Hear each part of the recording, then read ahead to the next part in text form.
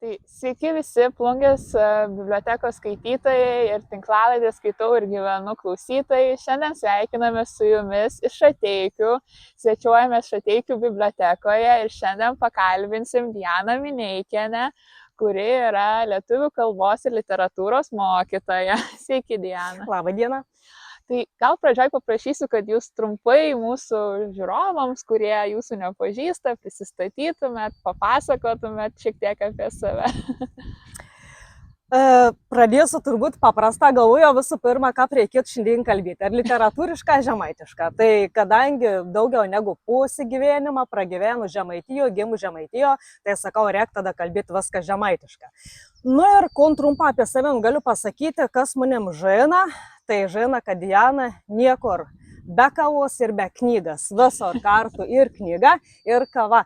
Šiaip labai mėgstu skaityti, labai džiaugiuosi, kad buvau pakviesta į ton laidą, nes pati esu lietuvių kalbos mokytoja, labai skatinu vaikus skaityti, labai skatinu būtent garsę skaityti, nebereikala, neseniai perskaičiau knygą Skaitimo garsiai vadovas, tai tenas pasisėmiau tiek idėjų ateičiai, esu labai laiminga.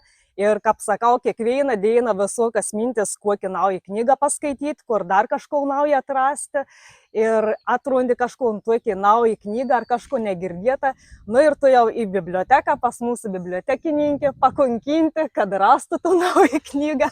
Arba tu jau per TBA pasižiūram, ar kur galėtumėm rasti. Nu ir ką, ir va tiep bėg dainėlės. Ir kur dar galėčiau pridurti, kad nežinau kaip kitim, bet mano knygų skaitymas yra, galima pasakyti, kaip deserts. Desertų nevalgau, bet knygų skaitymas mano geriausias deserts prie kavos. Labai puikus prisistatymas. Kadangi aš paminėjau, jūs paminėjot, kad esat lietuvių kalbos mokytoja, tai kiek metų jau dirbat? Dirbu dar labai neseniai, pradėjau 23 metais ir nutiko toks dalykas, atėjau trumpą, nes nutiko gyvenimas, kaip sakoma, išėjau netrukus po 8 mėnesių į dekretą ir turėjau gan tokį nemažą laiką tarpą apsigalvoti, ar norėčiau toliau tęsti pedagogo karjerą. O kad toliau galėčiau mokytojauti, reikia įgyti pedagogo kvalifikaciją. Nu ir galvoju, kada, jeigu ne dabar, nes po to nebebus laika. Tai kol buvau vaiko auginimo atostogos, įgijau pedagogo kvalifikaciją ir turiu dar minčių toliau studijuoti, labai patink studijuoti, labai patink mokytis, tai turiu dar minčių įstoti į logopediją. O, skamba labai puikiai. Tai turės Šateikiai ne tik mokytoja, bet gal ir logopedė. Galbūt dar kol kas nepažadu, bet yra tai galimybė. Yra. O ar jaunystėje save įsivaizdavot kaip mokytoja, ar nežinau, čia kažkaip tiesiog spontaniškai nutiko, ar galbūt, nežinau, būdama paauglė ar mokykloje dar besimokydama, žinojot, kad norėtumėt kažkada gyvenime būti mokytoja? Būtent, kad lietuvių kalbos mokytoja ne, bet mes seniau darydavom, kad mes dėjom į mokyklą pradinės klasės tokias knygelės. Tai mes sukūrėm tokį atminimų knygelį 4 klasėje, nu ir ten reikėjo rašyti, kokia bus tavo profesija. Nu ir aš buvau parašęs anglų kalbos mokytoja. Tai jaukas, bet iš pradžių buvau įstojus į LCC tarptautinį universitetą, bet po metų persigalvojau, kad reikėtų perstoti kitur. Supratau, kad vis tiek labiau trauk turbūt lietuvių kalbą, lietuvių gramatiką. Ir sugalvojau, kad reikia stoti tokį įdomesnį specialybę iš 2 dalių. Ne vien tik, kad būtų lietuvių kalba, kad būtų kažkas įdomiau. Ir tuo metu, kaip tik Klaipėdos universitetas pasiūlė tokį įdomį variantą, buvo tokias studijas lietuvių filologija ir režisūra. Tai įstojau į tą specialybę ir buvau labai laiminga, nes galėjau lietuvių tos kalbos teoriją tokį, visą būtent ton metodinį, praktinį dalį pateikti kūrybišką. Mes daug keliavom, važiavom į visokius vaidinimus, repeticijas, dainuodavom Veroniks Povilionienės dainas. Tai va būtent to, kur mes turėdavom atsidėti, kaip sakoma, universitete, nuo ryto iki pietų, o po pietų jau, kaip sakydavom, trali valį. Tada jau išeinam į repeticijas. Aišku, būdavo sunku suderinti, nes atrodė, kad, kaip suprasti, aš studijuoju lietuvių kalbą, bet turiu teikti daug papildomą savo laiką, kaip studentas įsiskolins, nes repeticijas labai daug laiko atimdavo, bet visko atpirkdavo iš tikrųjų, kai išvažiuodavom į klojimą teatrus, vaidindavom, dainuodavom, va būtent Veroniks Poviliūnės dainas, tai atrodydavo, nežinau, kad tai atpirkdavo visą ton vargą ir kaip nekeista, mūsų visa grupė, mes buvom jaunas, bet va mumis visas patraukė būtent va tokias tremtys dainas, tokias ilgesi tėvynės dainas, tai mums pasisekė, kad mūsų grupė tokia buvo labai daininga ir buvo, kas su gitarom groja, tai mūsų pasirodymą jau tikrai būdavo vau ir su tautinės drabužės ir su viskom ir turėjom superinį dėstytojai, Petrą Bielskį, iki šiol man pamenu mūsų tėtušį vadinamą. Tai on žmogus tai jau tikrai iš didžiosios raidės ir kad ir ką būdavo sunku, buvo puikus pavyzdys jau žmogus omžiau ir lygų visokiausių turėjo, bet atėdavo, sak, ai jūs čia sėnis, Jėzus Marijai nepajudat, kas jums yra, tai greit, man greit, jokių čia sirgimų nebus, varot į priekį ir viskas. Tai vis laik tik į priekį atėdavo su lasda, tai vai greit, tu ten. Tai tas ir pagalvodavo tada, kad va, koks skirtums, kiek tau metų, viskas sen ištavęs, va iš žmogaus, tu esi energingas, nesvarbu, kiek tau metų, tu esi linksmus, optimis, viskas sen ištavęs, ko tu pats skleidė aplinkau. O šiaip negazdino ta mokytojas profesija. Vis dėlto mes matom, kad ar ne mokytojų trūksta, jauni žmonės galbūt neina į tas mokyklas. Aš ir pati 12 klasėje iš vienos mokytojas girdėjau, kuri pasakė, kad geriau būk bet kokį, tu tik ne mokytoja. Tai kaip, ar nebuvo pas jūs tos baimės? Baimės kaip ir nebuvo. Bet pripažinsiu, jeigu kažkas paklaus, ar būti mokytoja ar mokytoja, kartais patylu reikšmingai, nes bebijau kun ir besakyti, nes pati galvoju, kad tikrai yra sunkiai atsakinga profesija palyginus su kitom, nes dauguma darbų yra tokie, kad tu baigė darbą 5-6 valandą, nu ir parėję gyventi savo gyvenimą. O čia gyvenims galima sakyti kiaurą parą ar savaitgalį sokas apie kažkon. Jeigu kažkokiam mokiniau nepasisekė, galvoji visą dieną, ką panam padėti. Jeigu kažkas ten nepabaigė kažkokių darbų, reik pabaigti, tai raštą darbą, tai renginę, tai dar kažkas tikrai yra kuo veikti. Bet turbūt, kaip aš sakau, aš esu tokį durną, jeigu pasiūlytų, rinkčiaus dar kartą, nors žinau, kas laukia, nes mums patinka. Tokis nesąmonės, kaip sakant, kuo sunkiau, tu labiau aš noriu eiti į priekį ir kuo sunkiau kažkom padaryti, kažkom pasistengti, išgauti, kaip sakau, išgimdyti dažniausiai iš kažko nors. Ir man užėm tiesiog tokiai, ką pasakyti, pamatau ko nors ir sugalvoju viskas sokas mano mintis ir tiesiog nebegal iš galvos tiesiog iškrist kokį mintis. Ir panašiai buvo toks įvykis irgi, važiuoju pro Videikius. Ir žiūriu, čia Rauninkalnį gatvę. Ir įsijėdė mano smegenis, čia Rauninkalnis, kažkon čia reikia įdomaus padaryti, negaliu, važiuoju pro ton čia Rauninkalnį ir negaliu tik mintis apie tai. Ir savo atsiunti, kaip tik, kad bus konkursos.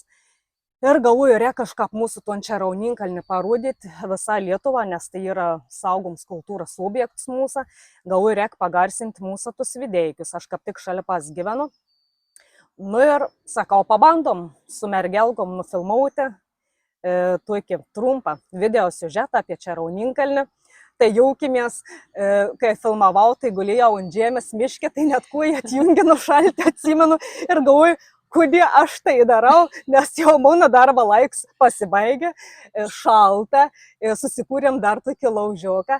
Bet vien vis tiek tokia mintis, čia gera bus, čia gera bus. Ir nebereka, laimėjom antrą vietą, tai ir mergelis buvo labai patinkintas, gavo labai gerus prizus, apsidžiaugė.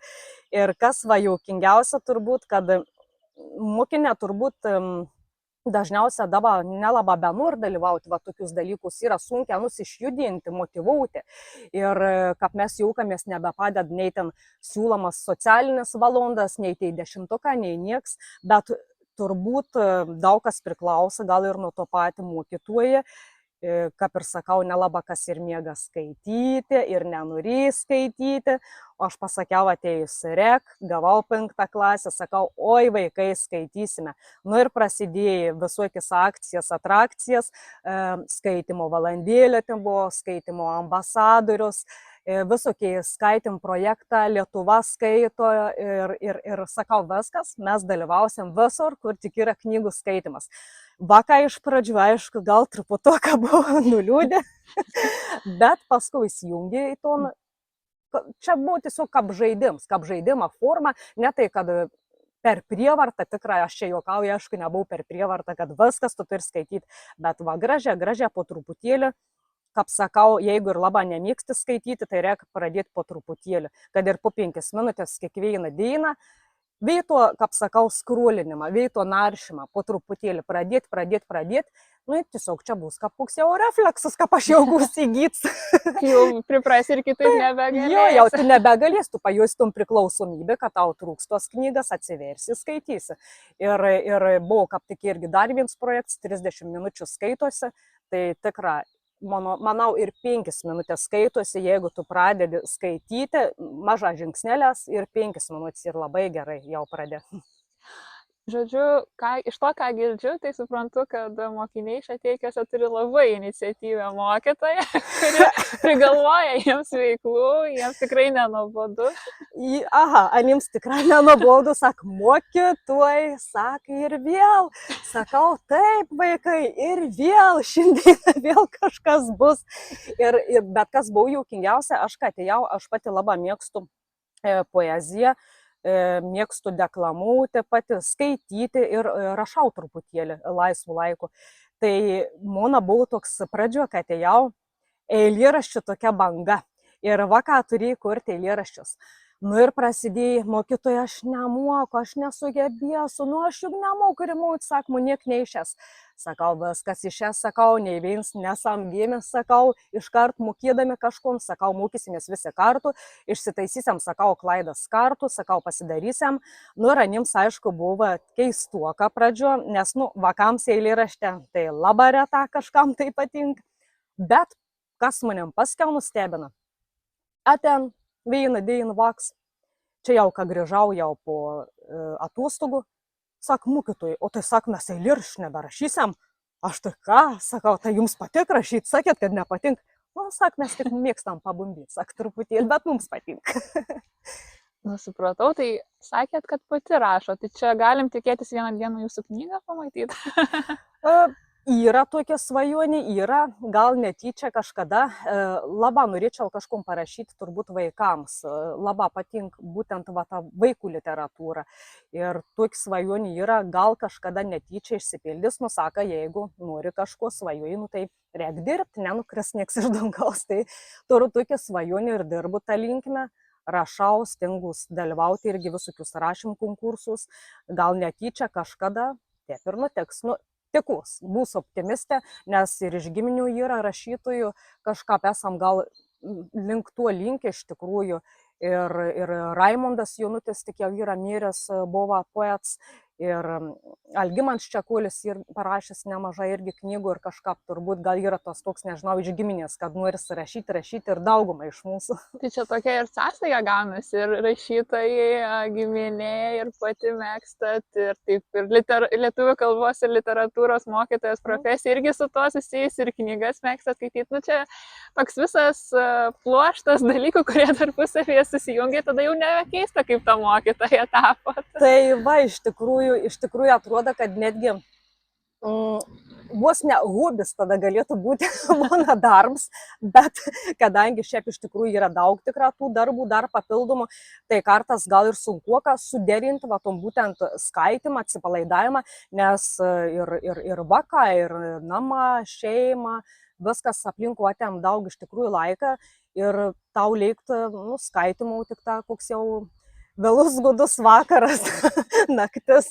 jau tada jau kaip ir mėgą pradedi norėti skaitydams. Tai sunku, šiuo metu tikrai sunku rasti laiką skaitimų, bet stingus. Ir, pažiūrėjau, dabar turbūt ir bibliotekininkai mus patvirtintų, kad Diana truputėlį apsiramina vasaros sezoną, truputėlį, bet rugsėjį turbūt vėl grįž pilnu tempu. Su naujom iniciatyvom, kurios bus užgimusios per vasarą. Su naujom iniciatyvom, gera, kad mūsų biblioteka pasirašo daugumą mano idėjų, prigalvoju tai kokių veiklų, tai kokį tai jau įdomesnį pamoką padaryti netradicinę aplinką, tai va, ką tu jau deklamau kokį eilėraštį, ar knygą ten garsę paskaityti, ar kokį ištrauką. Ir labai tikus, kad padarysim dar kažkokių įdomesnių akcijų, atrakcijų mūsų bibliotekoje ir kad mūsų biblioteka pagarsės, kaip sakant, viso Lietuvo. Girdėjot, klausytojai, tai jau žinokit dabar, kai išgirsit kažką apie Šateikių biblioteką, žinokit, kad čia šitos mūsų pašnekovės iniciatyva ir kviečia, jinai tikrai visus kviečia labai Šateikių biblioteką. Bet dar galiu pridurti, kad nieko nebūtų be mūsų garsiosios bibliotekininkės Margaritos, nes Ana numeris sveins, Ana pasirašo už visas iniciatyvas, o tai svarbiausia. Žodžiu, plojam joms abiem. Galim paploti Margaritai. Dabar norėčiau gal perėti prie tų knygų jau konkrečiau, tai, nežinau, papasakokit, kokias knygas labiausiai mėgstat skaityti, kokia yra ta vakarą, kai turit laiko, kokią knygą pirmiausiai imat į rankas, koks žanras, galbūt turit kažkokius mėgstamiausius autorius, tiesiog pasidalinkit. Autorių mėgstamiausių neturiu, tiesiog labai dažna apsėdu prie telefoną ir tiesiog seku tam tikrus puslapius ir matau, yra visokie skaitimo klubą, grupės, tai tu jau, čia tokia nauja knyga išėjai, čia ton reikia pabandyti, ton, ir vėl paminės mūsų bibliotekininkė žodžius. Kažkada pradėjau pasakoti, atėjau kavo, sakau, Jėzus Marija, kokia ta knyga, ką panon sunkia skaityti, tuok neįdomi, atrodo, per prievartą. Sak, Jėzus Marija, sak, juk gyvenims jį per trumps, ką švaistytumėm laik, sak, bloga knyga šveiti šuoną, pasiimkit, mažai tų knygų. Sakau, nėra maža tų knygų. Labai teisingi iš tikrųjų žodė. Ir dabar galvoju, kad nepamelučiau, man atrodo, yra tokia rekomendacija, tik kad nesumaišyčiau, iki 17 lygų puslapį paskaityk bent per prievartą knygą. Jeigu jau tikra, iki tuos 17 puslapį saka, ne, čia jau tikra ta knyga, ne mon, viskas dėdi į šoną ir pasaka, nežodžiu, jau čia tikra ne tau knyga. Aišku, tenka paskaityti ir tokių, kur, aišku, kur reikia ir patobulinti savo žinias, kažkokias tai kompetencijas, aišku, tuos literatūros mokomuosius tenka nemaža paskaityti ir kursus dažna kažkokius irgi pasirenku, bet jeigu tie reikėtų paminėti mėgstamiausius žanrus, tai būtų istorinė romana, autobiografijas, labai patinka knygas paremtas tikras faktas, tokias labiau realistiškas. Ir galvojau, kad bus klausimas, kokių nemėgstų knygų, tai nemėgstų meilės romanų labai. Tų saldžių. Visiškai. Tik pamatau, kur nors ten meilė, ten dar kažkas, ne. Iškart čia ne man, grįžkiam prie realybės. Tai labiau toks istorinis ir autobiografinis knygas. Aš taip klausausi ir galvoju, tai jūs ir istorijos mokytojas profesija tiktų. O dėja, istorijos mokytojai turbūt galėtų pakomentuoti, kaip sunkiai sekėsi su datomis ir visas tas dalykas, bet kur būtent buvo temas apie didvyres, jeigu būtų buvo apie kokį ten Žaną Dark, tai ten būčiau atbeldus, nežinau, visą pamoką galėčiau kalbėti apie visas didvyres, karžygės, taip toliau, bet kas susiję su tokias datas visokias faktą, tai jau būtų sunku, negalėčiau būti istorijos mokytojai. O ar turit tokią, nežinau, knygą, gal kelias knygas, kurią perskaitėt ir tiesiog tokią labai didelę emociją paliko, tokį įspūdį, kad, nežinau, galbūt net kažkaip pakeitė jūsų gyvenimą ar kažko tokio padarė, kad galbūt praėjo jau 10 ar kiek metų, bet jūs ją iki šiol atsimenat? Knygą, которую aš perskaičiau dar kartą, iš tikrųjų neseniai, buvom išvažiavę į ekskursiją su mokytojas į Dalios Grinkevičiūtės muziejų ir anos knyga Lietuviai prie Laptevų jūros. Atrodo, taip keista, mes nei žinom apie ton tremtį, nei pajautėm ton iš tikrųjų ton visą anų realybę, bet nežinau, kodėl, gal dėl to, kad ir ir babas seseris buvo ištremtas į Sibirą, pasakodavo savo tas istorijas, gal dėl to iš vaikystės tokį gal prisiminimą, kai pasakoja apie tos žiaurumus, kas ten vyka, ką buvo baisu. Ir va būtent tą knygą Lietuviai prie Laptevų jūros, ir va kaip tik neseniai skaičiau biblioteko ištrauką irgi, ten ta vieta tiesiog, nu, tai buvo baisi, ten buvo tiesiog sutapo, kad ta diena buvo motinos diena ir va ta dalia būtent turi rasti vietą, kur galėtų savo mamą palaidoti, kur galėtų paslėpti mamą. Tai sako, mama sako, aš tau, sako, va, dovanoju kapą motinos dieną, ana turi išmušti sklepę, žodžiu, kapą savo motiną. Ir ta vieta buvo tokia baisi, atrodo, taip įstriga. Ir dar, kai mes važiavome į tą ekskursiją, žodė atim parašyti būtent iš tos knygos, mama, ar tikrai tortas skaniau nei duona. Kiek mes daug visko turim šias laikas ir kiek aniai maža turėjai ir kaip mes nieką neįvertinam, tai va ta knyga apie tai būtent ir privertė susimastyti. Ir tada, kai skaičiau, man buvo mažiau metų ir atrodo, čia, nu, tu nesupranti, neįsigilini, bet turbūt rekomenduočiau kartas kažkokią knygą turbūt pakartoti dar kartą perskaityti ir turbūt man pasisekė, kad esu mokytoja lietuvių, nes man taip pat tenka dar kažkom paskaityti, nes ir atmintis truputėlį stringa, prisiminti tam tikrus faktus iš kitų knygų, pakartoti, nes nu ir mokiniams reikia papasakoti, tai man pasisekė, paskaitau kai kurias knygelės dar kartą, po 10 metų, po 15 metų, tai manau, kad tai yra nebloga, nes tau ir jau matymus truputėlį kitoks, jau ir patirtis įgyta truputėlį kitokį ir jau tu tom knygą visai kitom akim pamatai, negu būdam studentas ar mokinys. O kokia buvot skaitytoja vaikystėje? Kai buvot savo mokinių amžiaus arba, nežinau, dar jaunesnė? Aš buvau jau nuo pat vaikystės išprotėjusi skaitytojai. Katra po pagalvis turėjo krūvą knygų, dar būtina turėdavo būti saulėgražų pakėlių šalia pas. Nu ir stalinį limpa šalia, deg šalia plovas.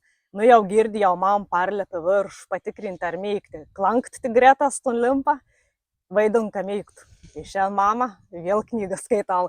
Ir galiu pripažinti, kad buvo taip, kad veito namų darbų. Pasirinkdavau pabaigti kažkokį knygą iki galo ir skaitydavau kokias 3 ar 4 valandas, turėdavau tokį blogą įprotį, turiu pabaigtom knygą, nesvarbu, kiek valandų, tiek sudomina, įsitraukiau į siužetą ir skaitau, nesvarbu, kiek laik praėjo, aš turiu anom pabaigti ir viskas.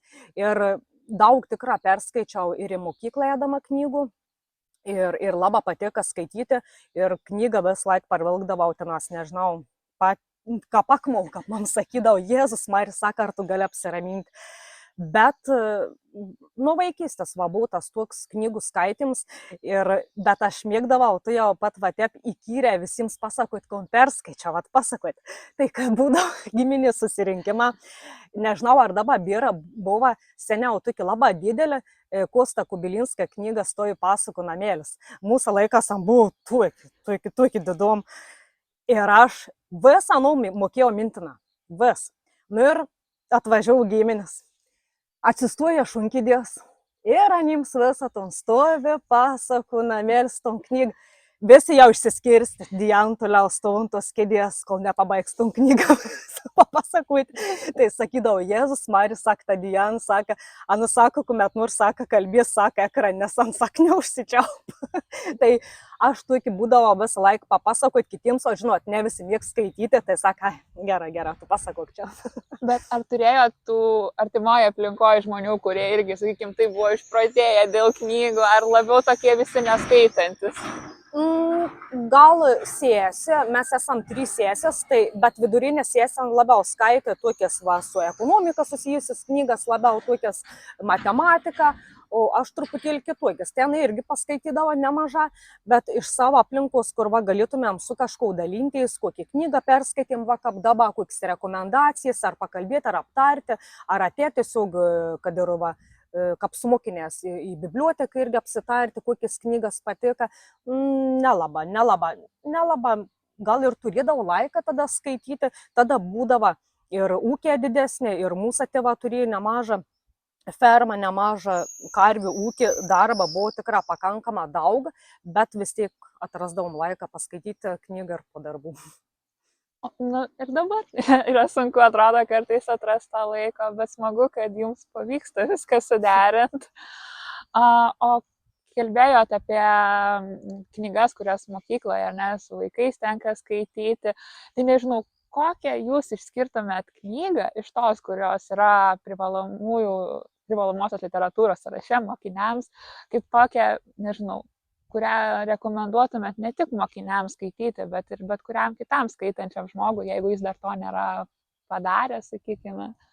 Labai sunku būtų net išsirinkti, turbūt, nes tas sąrašas yra baisiai didelis ir jeigu rekomenduočiau, turbūt viens vak sakytų, ne, nesąmonė, kit sakytų, wow, tai net sunku būtų turbūt kažko nerekomenduoti, nes, nežinau, nu tava vėl ta pati turbūt lietuviai prie Laptevų jūros, bet jau čia truputėlį jau būtų vyresniems klasėms, lyg ir nuo 7 klasės, man atrodo, jau, bet ta knyga nėra privalomų sąraše, Ana ir kaip rekomenduojama, bet daugumą, kaip sakau, mokinių ir dar sunku suprasti kai kurias knygas, tai gal šių metų, kadangi mes tokią seriją visą skaitėm knygų, Rudnusiuko istorijos ir raštai paskutiniu metu per tekstą skaitymą ir suvokimą pamokas, tai turbūt rekomenduočiau Vytauto Landsbergio knygelės, tas Rudnusiuko istorijos, Rudnusiuko raštai, nes ten su tokiu humoru į viskom pažvelgti visą gyvenimą, tik vakams dar turi papildomą paaiškinti, nes dabar labai liūdna, bet kadangi vaka maža skaita, tai anims daugumą žodžių sukelva tokia emocija, kad aš nesuprantu, kad kon reišk ta žodis, kon tas reišk, nes aniai maža skaita, maža bežina sinonimų, aniai žina pagrindinius žodžius, tai aš džiaugus, kai yra da tokia va pamoka teksto skaitims ir suvokėms, kad mes turtintumėm savo ton žodyną, kad yra ne vien žodis ėjo, o yra dar daug žodžių šalia ėjo, tai va tu ir mokomės. Ir taip ir norėjau paklausti, koks jūsų, nežinau, matymas kaip mokytojas, kaip yra su tuo skaitimu tarp jaunų žmonių, nes tikrai dauguma sako, kad jaunimas neskaito, kad tiesiog sėdi prie ekranų. Tai ar tikrai taip yra, ar vis dėlto matot, kad yra tų dar skaitančių, kurie mieliau renkasi ne telefono ar kompiuterio ekraną, o knygą? Yra. Aišku, daugumą laiką praleidžiu tikrą prie telefonų, bet aš manau, kad jeigu ir toliau bus tokių iniciatyvų, vaikų tokių paskatinimų, tokių mažų konkursėlių, tokių visokių akcijų, projektų ir taip toliau, aš manau, kad tai paskatins domėjimas knygoms, nes buvo taip, kad kiti iš vis nenorės skaityti, bet pradėjo skaityti, pradėjo irgi, kaip sakau, mažą žingsnelės, ypač va penktuoką, kaip tik va atėjant iš pradinių klasių ir va taip, nežinau, natūraliai iškart įsileitum knygų skaitimą. Aš gal, kaip atėjau, aišku, gal griežtuoką pasakiau, mes skaitysime daug, tai ne. Ir sakau, bus namų darbų, sakau, vasarą, jei neskaitysim per mokslo metus, ne. Nu, sakau, priprasit. Mes visur priprantam, kaip sakau, yra žiaurus toks posakis ir šaukarams priprantam. Ir prie knygų skaitymą mes priprasėm ir pripratom, skom gal juokinga, bet iš to ne, dabar mokytoja, ar atsinešė ton knygą, ar mes šiandieną ton skaitysim ir prasideda ginčą. Ne, mes baigiam ties 17 puslapį, kun tu čia šneki, ar tu nesiklausė, mokytojai liepė klausytis, kad ruvyto čia dabar skaitom.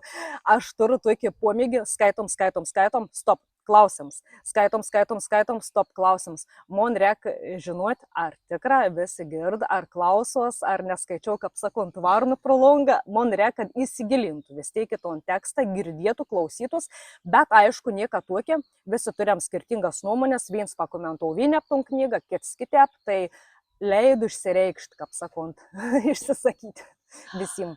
O sakot, mokinis taip, kaip irgi, tam tikrą adaptacijos periodą padarėt, kad priartėtų prie tų knygų. O kaip rekomenduotumėt, nežinau, saugusiam žmogui, kuris galbūt kažkada skaitė, bet dabar ilgai nebeskaitė, ar sugrįžti prie tų knygų, arba apskritai neskaitė, bet galbūt reikėtų atrasti tas knygas ir tą dar vieną hobį savo dienotvarkiai? Pasakyčiau, aišku, gal truputėlį vis tiek panaudoti tokį, kaip ir minėjau, taktiką, kad pabandyti ton savo telefonį sėdėjimą laiką truputėlį perkelti į knygas, po truputoką. Ir kaip tik jau kalbam šį rytmetį susės, sako, kaip tu siūlytum tom padaryti. Sakau, nusistata, sakau, žadintuvą. Pradėjęs skaityti ir nusistatė, kad ten tada po 5 minučių skambės žadintuvas arba po 10 minučių, tada stop, gali nebeskaityti. Jau bus, sakau, kažko nuveiks tą dieną. Ir dar, nepamirškiam, kadangi ne jaunėjam skaitimas, kon aktyvins smegenų veiklą, gerina atmintį, tai siūlyčiau skaityti, kad smegenis, gal sakant, suktus truputėlį.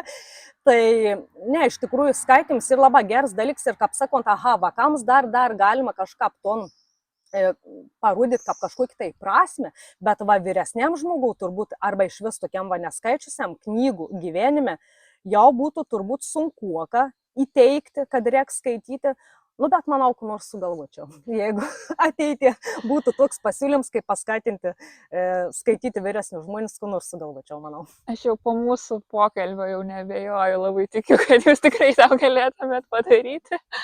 Tai gal pabaigai tiesiog norėčiau paprašyti, kad kažkokį palinkėjimą pasakytumėt mūsų klausytojams, visiems skaitytojams, tiesiog kažką nuo savęs. Aš gal labai paprastą palinkėjimą turbūt pasakyčiau, kad neapleskiam bibliotekų, nepamirškiam, kad yra tokias biblioteka šalia paskatros, yra mūsų, nežinau, šveisulys. Aš tiesiog pasakyčiau paprastą. Audio knygas yra gera, bet ką paėmė ton knygą į rankas, atsiverti, ypač tą naują knygą, žinot, tas kvaps, kad atsiverti naują knygą, kon tik iš spaustuvės ir skaita, ir gali nuliesti, vartyti, tai čia, nežinau, yra geriausia dovana turbūt mūsų bibliotekos, kad tu gali paliesti ton, kon skaita.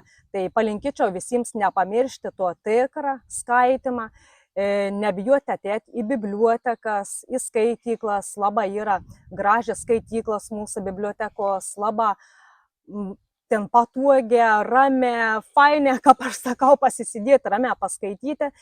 Ir ko dar norėčiau turbūt pasakyti, tai juk žinom, kad tiesas toliau projekts vasara su knyga.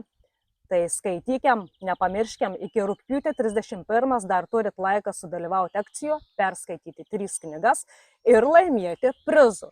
Tai kaip tik ir norėčiau pabaigą tom pasakyti, jeigu stingis dalyvauji, tai kažko ir laimi. Tai, o laimi nebūtina kažko iš tikrųjų tokį materialaus. Laimi laiką savo. Nes prizai nebūtinai tik materialų. Nebūtinai. Ačiū Jums labai, Diana, buvo labai įdomu Jūsų klausytis, tikiu, kad ir mūsų klausytojams taip pat. Ir dar kartą noriu pasidžiaugti, kad Šateikiai ir turi tokią iniciatyvę mokytoją. O visiems mūsų klausytojams noriu pasakyti, kad ačiū, jog klausėtės ir susitiksime jau kitose epizoduose.